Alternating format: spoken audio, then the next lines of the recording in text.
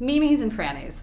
What is it about Mimi's that is the standout difference over Frannie's, in your opinion? The chicken. It's the chicken, and it's authentic, and it's the oldest one. It was the original one. Yeah. So I think it's my great grandmother was Mimi, and started this. And over the years, the next generation has taken it over and over and over again, and we just are the real deal. The other one is merely a sad imposter. They're wannabes. Ugh. Yeah. What with their cloth napkins? No.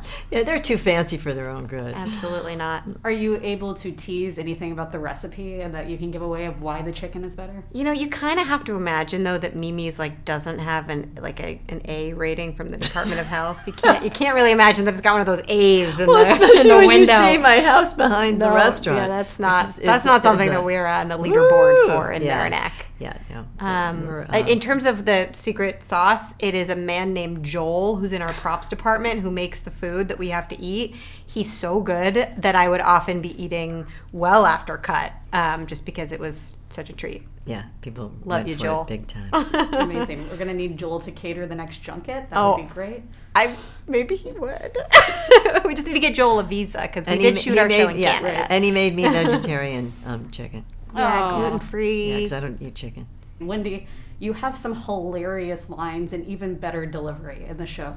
So I would love to know, what's your secret for not cracking up on set? Well, that's She's not always not the true. one that has to not crack. I have to not crack up playing opposite her.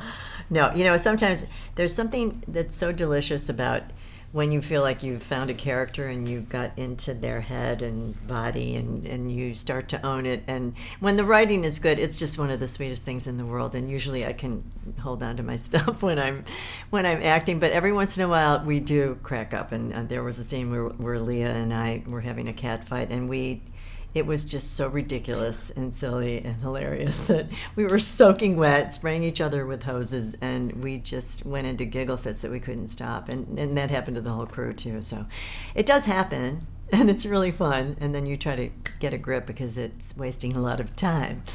Yeah. Awesome. So the show, obviously, we're feuding. It's all over food, basically, at this point. I mean, that's not the reason why we're feuding, but it's two feuding restaurants. So what I would like to know from both of you is, what is the dish that you make at home, could be an appetizer, an entree, dessert, whatever, that is good enough to start a restaurant over? I got nothing.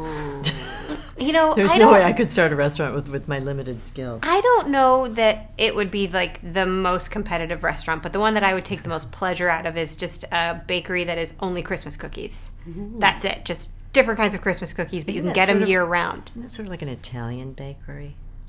Where they do those little Italian cookies, they're like little Christmas I don't think that I could really, I would, as an Irish Jew, I think I would be really out of my depth with cannolis, but a good Christmas cookie, I can really bring it home. Well, they have those Christmas stores that are just Christmas things all year long. Maybe you could work something out with them. Yes, that one. Okay. I also love that the Irish Jew wants to have the Christmas cookie shop, which 100%. I'm the same way. I'm the Jew that loves Christmas. So 100%. 100%. Nobody loves Christmas more than Jews. 100%. It's just little known fact. Yeah.